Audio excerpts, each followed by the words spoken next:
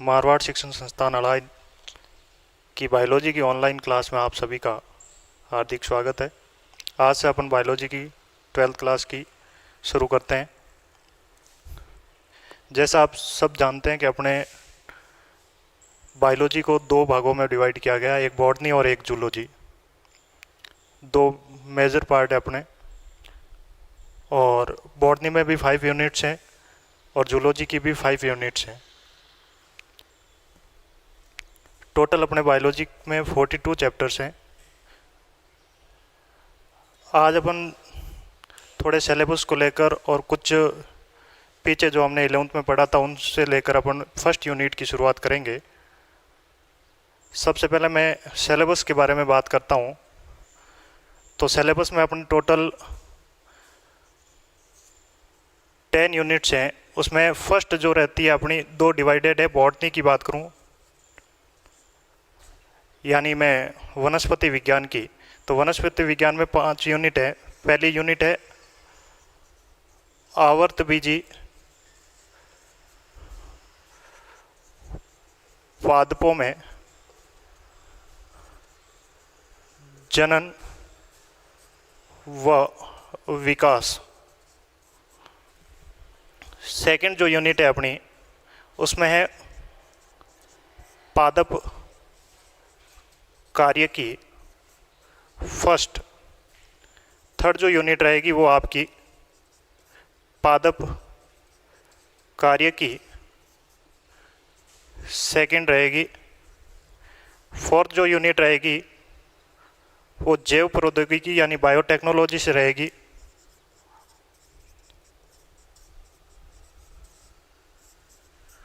और फिफ्थ जो यूनिट रहेगी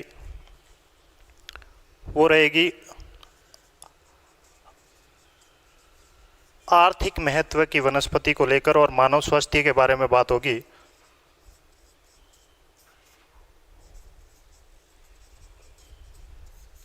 ये टोटल 5 यूनिट्स हैं जो वनस्पति विज्ञान से संबंधित है। ठीक उसी प्रकार अपने जूलॉजी में भी रहेगी फर्स्ट। अगर जूलॉजी की बात करूं तो जूलॉजी में भी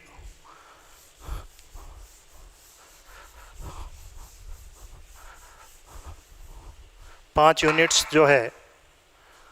फर्स्ट जो है मानव कार्य की फर्स्ट है। सेकंड जो यूनिट है वो है मानव कार्य की सेकंड। थर्ड की बात करूं तो भौतिकी को लेकर है, एम्ब्रियोलॉजी को लेकर। और फोर्थ की बात करूं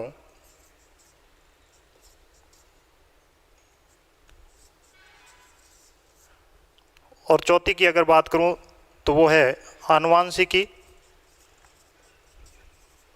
यानी जेनेटिक, और दूसरा जीनोमिक।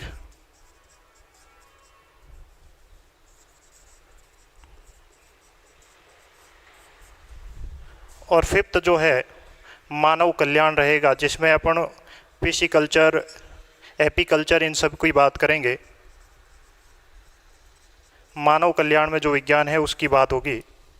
तो ये 5 यूनिट अपनी जूलॉजी में है और वही 5 यूनिट जो हमने पहले पढ़ी थी वो 5 यूनिट आपकी बॉटनी में है।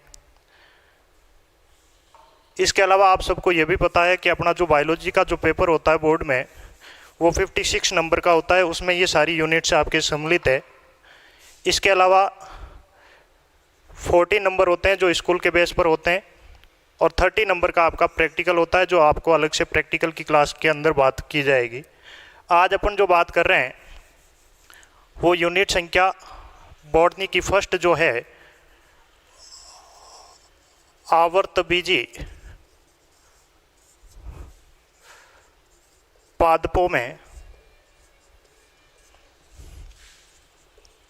जनन व विकास, जो हमने फर्स्ट यूनिट अभी लिखी थी बॉटनी में, उसकी बात है। ये टोटल यूनिट आपकी 56 का जो पेपर होता है उसमें 4 नंबर की है। उसमें 5 चैप्टर है। मैं आज फर्स्ट अध्याय की बात करूंगा यहाँ पर, और अपने बायोलॉजी का फर्स्ट जो अध्याय है उसका नाम है आवर्त बीजी पादपों में जनन, और जनन की अगर बात करूं तो वो भी असेक्सुअल रिप्रोडक्शन की बात करूंगा, अलैंगिक जनन। ये अपना फर्स्ट यूनिट है। अब बात मैं शुरू करता हूं यूनिट संख्या फर्स्ट के अंदर।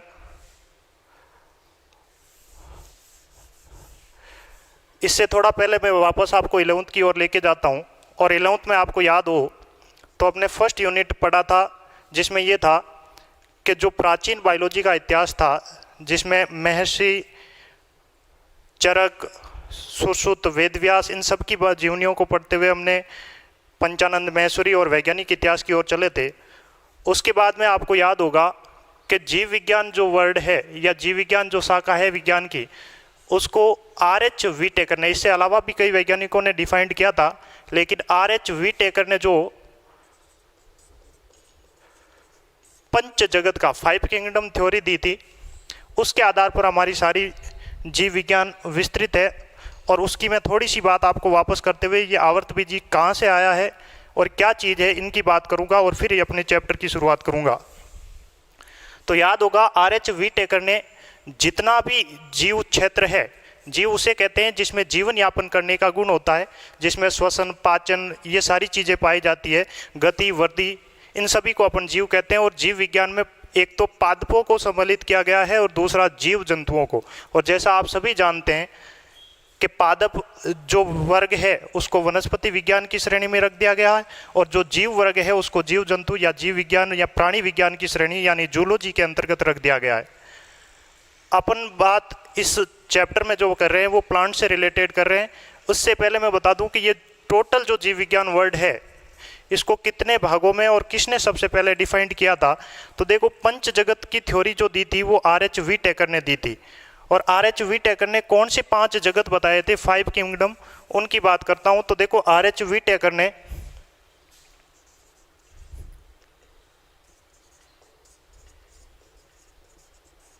फाइव किंगडम दिए थे।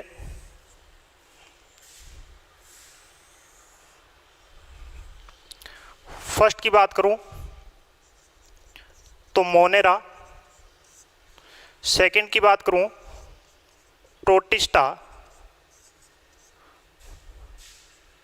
थर्ड की बात करूं तो फंजाई, या फिर मैं इसको कह सकता हूं कवक, फंगस, और फोर्थ की बात करूं तो प्लांटी यानी प्लांट किंगडम,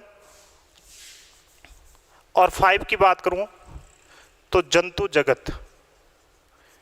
ये 5 जगतों की बात की थी, मोनेरा, प्रोटिस्टा, फंजाई, प्लांटी और जंतु जगत। आपको याद होगा 11th में जो हमने सेकंड चैप्टर पढ़ा था वो मोनेरा से और प्रोटिस्टा से रिलेटेड था, जिसमें आपको सब कुछ बातें हमने की थी 11th में। उसके बाद में थर्ड जो चैप्टर पढ़ा था वो वायरस से रिलेटेड था, और वायरस, इनको भी डिवाइडेशन करने का हमने 11th में बहुत डिटेल से पढ़ा है। लेकिन फिर बता दूं आपको, ये जो किए गए थे, जितने भी जीव है उनमें कोशिकाएं पाई जाती है, और कोशिका आप सबको पता है कि 2 प्रकार की है, एक तो प्रोकैरियोटिक सेल्स होती है और एक यूकैरियोटिक सेल्स होती हैं। प्रोकैरियोटिक सेल्स के आधार पर मोनेरा को डिवाइडेशन किया गया था, और उसके बाद में ये जो प्रोटिस्टा है इसमें भी प्रोकैरियोटिक जो है वो सेल भी हो सकती है या यूकैरियोटिक सेल भी होती है। इसमें कुछ डिटेल और भी है, लेकिन हम इतने डिटेल में 11th में पढ़ चुके हैं। फिर बात करूं फंजाई की, तो ये सारे यूकैरियोटिक थे केवल एक ईस्ट को छोड़कर। इसकी बात करो तो ये भी सारे यूकैरियोटिक सेल में थे और ये भी एक यूकैरियोटिक सेल में थे। हमने बहुत डिटेल से इसको क्लासिफिकेशन वो पढ़ा था, लेकिन मैं ये बताना चाह रहा हूँ कि ये यूनिट फर्स्ट कहाँ से शुरुआत कर रहे हैं अपन। मोनेरा, प्रोटिस्टा, ये दोनों हमने पढ़ लिए थे। फंजाई जो इसमें कवकों की श्रेणी पढ़ी थी, जो यूनिट संख्या अपनी 4 थी। फिर हमने यूनिट संख्या 5 में प्लांटी को लिया था, और प्लांटी को आपको याद होगा कि 3 वर्गीकरणों के आधार पर पादप जगत अध्याय संख्या 5 11th में हमने पढ़ी थी। उसकी थोड़ी सी बात करते हुए मैं आवर्त बीजी कहाँ से आया है उसकी बात लेकर आऊँगा।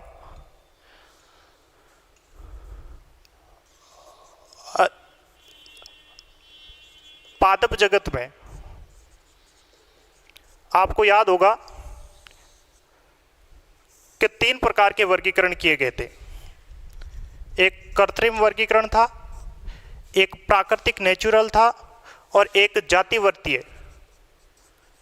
और आप सभी को पता होगा कि हमने 11th में जो पढ़ा था वो जातिवर्तीय एगलर और प्रेंटेल के द्वारा जो वर्गीकरण दिया गया था उसके बारे में बात की थी। बेंथम और हुकर ने और कोरलस लिनियस ने कृत्रिम दिया था। आज अपन जो बात कर रहे हैं वो जातिवर्तीय के आधार पर अध्याय संख्या 5 11th में हमने ये पढ़ा था कि ये 5 भागों में बांटा गया था। 5 भाग कौन कौन से थे पादप जगत के, उनकी भी बात कर लेता हूं मैं। सबसे पहला था आपका शैवाल, एल्गी की बात की थी, पहला पादप की श्रेणी जो थी। दूसरा था आपका ब्रायोफाइटा, तीसरा था टेरिडोफाइटा,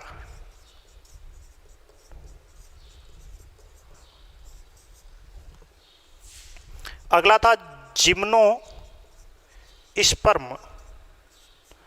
और अगला था आपका एंजियोस्पर्म। देखिए जिम्नोस्पर्म को अपन अनावर्त बीजी भी कहते हैं।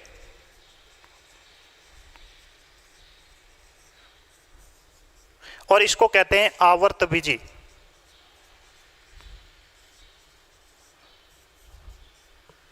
तो आपको समझ में आ गया होगा कि अपन किसकी बात कर रहे थे। अध्याय संख्या 1 में हम बात कर रहे हैं आवर्त बीजी को लेकर, लेकिन उससे पहले मैं इनके बारे में भी थोड़ी सी वापस ले चलता हूं। शैवाल याद होगा आपको, काई जिसे कहते हैं। हमने कई बार ज़्यादा जल इकट्ठा होने पर हमने देखा होगा कि हरे हरे शैवाल अपने को देखना, जो जिनकी सतहें जो होती है वो चिकने प्रकार की होती है। ये प्रकाश संश्लेषण के द्वारा अपना, और पादपों की एक विशेषता भी होती है कि वो अपना भोजन स्वयं बना प्रकाश संश्लेषण की क्रिया करते हैं। ब्रायोफाइटा की अगर बात करूं तो ब्रायोफाइटा को भी आपको पता होगा कि हमने 2 भागों में बांटा गया था। हालांकि इनको डिवाइडेशन जो था वो हमने किया था पादप की जो स्ट्रक्चर है, या फिर मैं कह दूं पादप शारीरिकी के आधार पर। शैवाल जो थे, शैवाल में हमने पढ़ा था कि इसमें ना तो जड़ होती है, स्पष्ट विभेद नहीं किया जा सकता, होती है जड़, तना और पर्ण, इन तीनों के बारे में विभेद नहीं किया जा सकता, इनको अलग नहीं दर्शाया जा सकता। ब्रायोफाइटा की बात करूं तो इसमें जड़ अनुपस्थित होती है। इसके अलावा पर्ण और स्तंभ दोनों में आसानी से विभेद किया जा सकता है। अब जड़ में भी जड़ के स्थान पर मूलाभास पाए जाते हैं, यानी मूल की तरह आभास या लगने वाले जो होते हैं उन्हें अपन मूलाभास कहते हैं, मूलाभास पाए जाते हैं। और इन मूलाभास की उपस्थिति और अनुपस्थिति के आधार पर ब्रायोफाइटा को 2 भागों में बांटा गया है। एक तो लीवरवर्ट और दूसरा मोस। ये हम सब 11th में पढ़ चुके हैं, लेकिन मैं आगे की बात को लेकर आता हूँ। टेरिटोफाइट यानी पुष्पधारी पादप, यानी मैं कह सकता हूँ सजावटी पुष्प इनमें नहीं पाए जाते, अनुपस्थित होते हैं। इसके अलावा जड़, तना और पर्ण, इन तीनों चीज़ों में आसानी से विभेद किया जा सकता है। केवल सजावटी पादपों का ये समूह है। इसके अलावा बात करूं जिम्नोस्पर्म अनावर्त बीजी, नाम से ही पता चल जाता है। अन का मतलब बिना आवरण वाले पादप, यानी बीजों के ऊपर आवरण नहीं पाया जाता। हम जनरली जो बीज देखते हैं वो फल के अंदर पाए जाते हैं, और जो फल के अंदर बीज पाए जाते हैं उन्हें अपन आवर्त बीजी पादपों की श्रेणी में रखते हैं। और आज जो अपना अध्याय 1 है उसमें आवर्त बीजी पादपों की बात करेंगे। और आवर्त बीजी पादप वह पादप होते हैं जिनके बीज के ऊपर फल का आवरण पाया जाता है, अर्थात फल के अंदर पाए जाने वाले जो बीज युक्त पादप है उन्हें अपन आवर्त बीजी पादपों की श्रेणी में रखते हैं। आवर्त बीजी पादप में जो अगर शरीर की बात करूं तो उसमें स्पष्ट जड़ पाई जाती है, तना भी स्पष्ट होता है, पर्ण भी होती है, और इसके साथ साथ फ्लोवर भी पाया जाता है, यानी पुष्प भी होती है। अब मैं बात करता हूं आपके साथ अध्याय संख्या 1 की।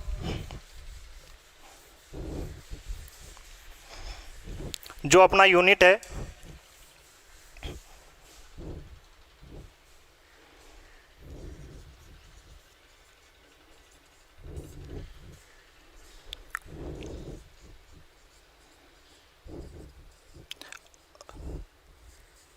आवर्तबीजी पादपों में अलैंगिक कायिक व लैंगिक जनन। एंजियोस्पर्मिक प्लांट में सेक्सुअल, असेक्सुअल और वेगेटेटिव रिप्रोडक्शन की बात करेंगे। आवर्तबीजी मैंने अभी आपके साथ क्लियर किया था कि ऐसे पादप जिनके बीजों के ऊपर आवरण पाया जाता है अर्थात फल होता है, वो कहलाते हैं आवर्तबीजी पादप। अब देखो, जनन की जहाँ तक बात आती है, जनरली जनन दो प्रकार का होता है। रिप्रोडक्शन की बात करूँ, जनन दो प्रकार का होता है। फर्स्ट की बात करूँ तो लैंगिक जनन होता है, जो वहद जीव और वहद पादप जगतों में पाया जाता है, और दूसरा जो होता है वो होता है अलैंगिक जनन। फर्स्ट लैंगिक जनन और सेकंड जो होता है अलैंगिक जनन। लैंगिक जनन की बात करूं तो लैंगिक जनन में दो जनकों की आवश्यकताएं होती है, यानी दो पेरेंट्स आपस में फर्टिलाइज युग्मकों का करके एक संतति का निर्माण करते हैं। जबकि असेक्सुअल रिप्रोडक्शन जो होता है, अलैंगिक जनन, इसमें केवल एक ही जनक जनन की प्रक्रिया में भाग लेता है। यह भी हमने 11वीं की क्लासों में पढ़ा था। अब बात एक और आई है यहाँ पर, कायिक जनन। हालांकि कायिक जनन जो है वो असेक्सुअल रिप्रोडक्शन का ही एक पार्ट है, लेकिन अपन इसको थोड़ा यहाँ डिटेल से पढ़ेंगे।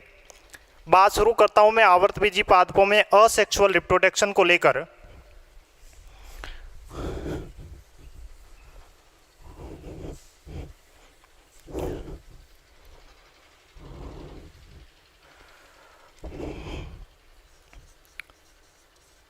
अलैंगिक जनन, और ये भी हम बात करेंगे जो करेंगे आवर्तबीजी पादपों में। अब शैवाल, ब्रायोफाइटा, टेरिटोफाइटा और जिम्नोस्पर्म की बात नहीं करूंगा, केवल एंजियोस्पर्मिक प्लांट की बात करूंगा। अब बात ये भी आती है कि एंजियोस्पर्मिक जो प्लांट होते हैं उन प्लांट की विशेषताएं क्या होती है। तो एंजियोस्पर्मिक प्लांट जो होते हैं, हमने याद होगा आपको 11वीं में पढ़ा था कि बीजाणुद्भिद पीढ़ी क्या होती है, युग्मोद्भिद पीढ़ी क्या होती है, 2x क्या होता है, 2n क्या होता है, ये सारी चीज़ें हमने 11वीं में पढ़ी थी। तो याद होगा आपको थोड़ा वापस, अगर 11वीं में नहीं आपको याद आ रहा है तो आप यूनिट संख्या 5 को खोलकर अपनी नोटबुक से देख लें कि जो पादप होते हैं आवर्तबीजी पादप, उनका मुख्य जो पादप होता है वो 2n प्रकृति का होता है, यानी बीजाणुद्भिद पीढ़ी पाई जाती है। पीढ़ी एकांतरण भी पढ़ा था हमने कि एक पीढ़ी के साथ दूसरी पीढ़ी की अगर बात करें तो वो बीजाणुद्भिद पीढ़ी दो प्रकार की होती है, एक तो 2n और एक n प्रकार की, यानी इसको मैं कह सकता हूं युग्मोद्भिद पीढ़ी। और 2n की बात करूं तो ये होती है बीजाणुद्भिद पीढ़ी।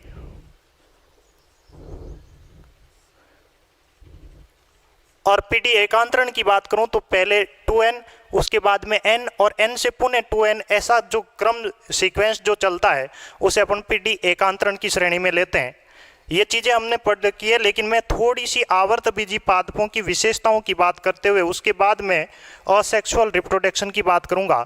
तो आवर्तबीजी प्लांट जो होते हैं उनका जो मेन प्लांट होता है या फिर मुख्य पादप की बात करूं तो मुख्य पादप जो होता है वो को बीजाणुद्भिद होता है।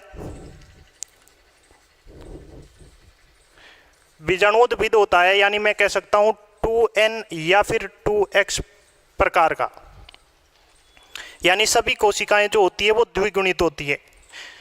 इसके अलावा अगर बात करूं तो आवर्तबीजी पादपों में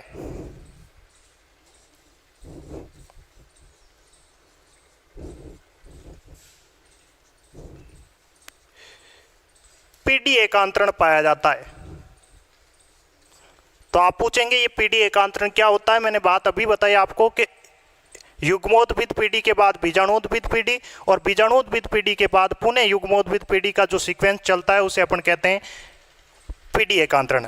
अगर ऐसे समझ में नहीं आया तो एक बार फिर बात कर देता हूँ। जनरली जो पादप होता है आपने देखा होगा कि ये सबसे पहले सीड होता है। मान लीजिएगा ये इस प्रकार का कोई बीज है और इस बीज में जब अंकुरण होता है, अपन ज़मीन में जब गाड़ते हैं इसको, तो 1 या 2 दिन के बाद जब इसका अंकुरण काल पूरा होता है उस समय इस प्रकार के 2 फलक होते हैं।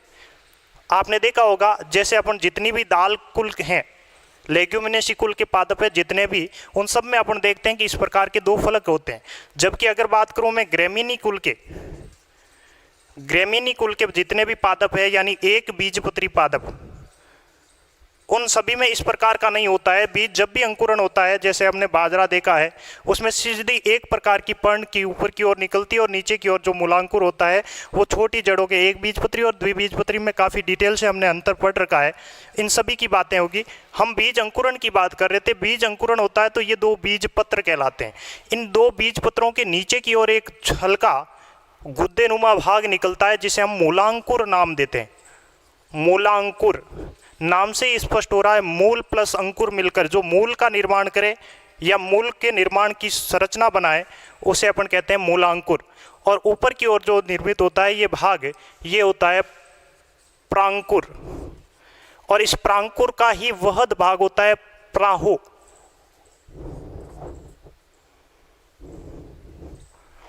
अब बात करूं, देखो प्राहो से ही क्या बनता है, तना बनता है और तने के ऊपर लगती है शाखाएं और शाखा से बनती है, शाखा के ऊपर भी आती है पर्ण और शाखा का ही एक भाग होता है जो अनुप्रस्थ और अनुदैर्ध्य रूप में, दोनों रूप में एक पुष्प का भी निर्माण करता है। अनुकूल स्थिति में पुष्प बनाता है और प्रतिकूल स्थिति में जो होता है वो एक अपस्थानी कलिका का निर्माण कर सकता है जिसमें परतान, कांटा, ये इन सभी प्रकार की स्ट्रक्चर देखने को मिलती है। ये बातें थी आपके जो बीज अंकुरण के समय की बात थी। तो ये जो बीज पत्र, जिनमें 2 बीज पत्र पाए जाते हैं, इनका मुख्य पादप जो होता है वो 2n प्रकृति का होता है, जिसमें एक बीज पत्र होता है वो n प्रकृति का होता है। आप सभी को पता होगा कि मुख्य जो पादप होता है वो किस प्रकार का होता है, 2n प्रकृति का होता है। लेकिन हम बात कर रहे हैं कि x कब आता है और 2x कब आता है। मान लीजिएगा ये बीज है, इस बीज में आपका प्रांकुर से प्राहो का निर्माण हुआ, प्राहो के बाद वृहद शाखा बनी, इसकी शाखा में पुष्प हुआ, फ्लोवरिंग हुई। फ्लोवरिंग में आपको याद होगा पुष्प भी 2 प्रकार के होते हैं। अगर ये सेक्सुअल रिप्रोडक्शन हो रहा है तो पुष्प का निर्माण होगा और अगर सेक्सुअल रिप्रोडक्शन नहीं हो रहा है तो उसमें अलैंगिक जनन में अपन अपनी अभी बात करेंगे विधियों की, उन विधियों के द्वारा अलैंगिक जनन होगा। लेकिन अभी मैं केवल आपको ये पीढ़ी एकांतरण की सीक्वेंस की बात कर रहा हूँ, इसलिए ये बता रहा हूँ कि जो पुष्प बना उस पुष्प में 2 गैमेट्स होते हैं, एक तो नर और एक मादा। इन दोनों का आपस में फर्टिलाइज, ये भी एक्स प्रोवाइड होगा। गैमेट फॉर्मेशन की बात करूंगा मैं आपका यूनिट संख्या 2 में, उसमें ये सारी बातें बताऊंगा। एक्स और ये एक्स, ये दोनों आपस में फर्टिलाइज होकर एक 2x प्लांट का निर्माण करेंगे जो एक बीज के रूप में रहेगा और पुनः ये प्लांट सर्वाइव करेगा। जैसे ही मर्दा के संपर्क में आएगा पुनः अंकुरण करके एक नए पादप का निर्माण करेगा। तो इसी प्रकार मैंने बताया मुख्य पादप जो होता है वो बीजाणुद्भिद पीढ़ी का होता है, लेकिन उसमें पीढ़ी एकांतरण पाई जाती है, अर्थात अगुणित पीढ़ी भी होती है। फिर बात कर रहे हैं इसमें जनन की, तो जनन अलैंगिक भी होता है और लैंगिक भी होता है, दोनों प्रकार के होते हैं। आपको याद होगा हमने एंजियोस्पर्म को 2 भागों में बांटा था, एक बीजपत्री पादप यानी मोनोकोट और दूसरा हमने बांटा था द्विबीजपत्री। नाम ही सब कुछ बता रहा है, द्वि यानी 2, बीज, बीज का मतलब बीज पत्र, द्विबीजपत्री, और एक बीजपत्री यानी एक बीजपत्र युक्त। बीजपत्र क्या है, ये जब अंकुरण के समय ये 2 अगर फलक बनते हैं तो ये द्विबीजपत्री का है, और अगर एक बीजपत्र बनता है जैसे हमने बाजरा में देखा है, बाजरा हुआ, गेहूं हुआ, जवार हुई, इन सभी में हम देखते हैं कि ये एक बीजपत्री है और द्विबीजपत्री में क्या होते हैं, 2 फलक बनते हैं पार्श्व भागा में, और तीसरा जो फलक होता है वो बीज के भाग से निकलता है और आगे जाकर प्राहो या प्रांकुर का निर्माण करता है। ये बातें थी आपके आवर्त बीजी को लेकर। अब मैं बात करूंगा आवर्तबीजी पादपों में जो अलैंगिक जनन है उसकी।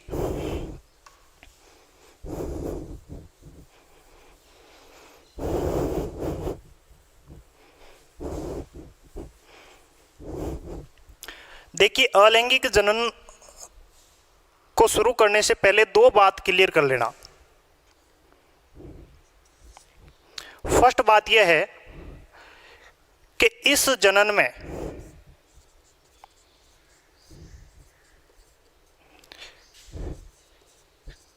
केवल एक ही जनक यानी पेरेंट्स भाग लेता है, जबकि इसका अपोजिट अगर बात करूं मैं सेक्सुअल रिप्रोडक्शन में, तो उसमें दो पेरेंट्स या दो जनक भाग लेते हैं। दूसरी, इस जनन में आपसे कोई कंपैरिजन भी पूछा जा सकता है कि लैंगिक और अलैंगिक जनन में अंतर बताइए। तो इस जनन में अर्धसूत्रण यानी अर्धसूत्री विभाजन व युग्मक गैमेट्स फॉर्मेशन या सलियन नहीं होता है।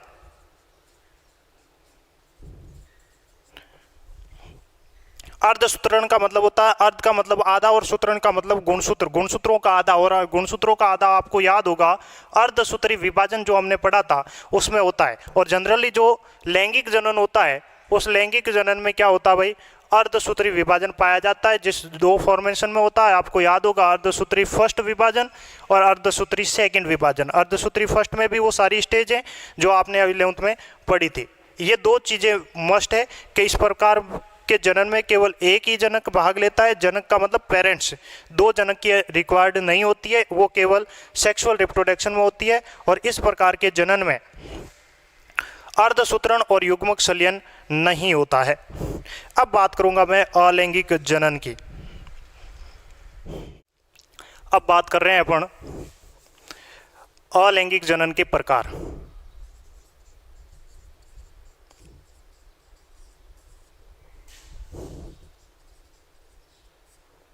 अलैंगिक जनन को मुख्य रूप से दो भागों में डिवाइड किया जाता है।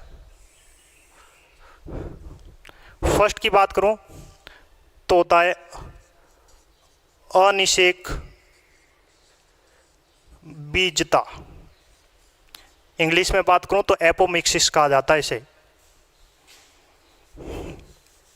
दूसरे की बात करूं तो कायिक प्रवर्धन, वेजिटेटिव प्रीप्रोगेशन, कई लोग प्रोपेगेशन भी कहते हैं। ये दो मेजर पार्ट होते हैं। फर्स्ट की बात करूं तो एपोमिक्सिस और दूसरा वेजिटेटिव प्रीप्रोगेशन। अनिषेक बीजता की अगर मैं बात, डेफिनेशन अपन इसी वर्ड से लेके आते हैं। अ का मतलब नहीं से है और निषेक का मतलब निषेचन, और बीजता का मतलब बीज का निर्माण। देखो, हमने पहले भी बात की है कि अलैंगिक जनन वह जनन होता है जिसमें केवल एक ही जनक भाग लेता है और उसमें अर्धसूत्रण और युग्मक सलियन का कोई भी बात या फिर कोई भी प्रक्रियाएं नहीं होती हैं। ऐसा जनन अलैंगिक जनन कहलाता है। हम बात अलैंगिक जनन के प्रकारों की कर रहे हैं। दो प्रकार मेजर होते हैं, अनिषेक बीजता और दूसरे की बात करूं तो कायिक प्रवर्धन। अनिषेक बीजता को इंग्लिश में एपोमिक्सिस और उसको अपन बात करें तो वेजिटेटिव प्रीप्रोगेशन कहते हैं। बात कर रहे हैं अपन अनिषेक बीजता का। अ का मतलब होता है नहीं से, निषेक यानी निषेचन से संबंधित है, और बीजता का मतलब बीज का निर्माण। यानी इसकी डेफिनेशन की बात करूं तो ऐसा अलैंगिक जनन जिसमें बिना निषेचन ही बीज का निर्माण हो वो क्या कहलाता है, अनिषेक बीजता कहलाता है। बीजता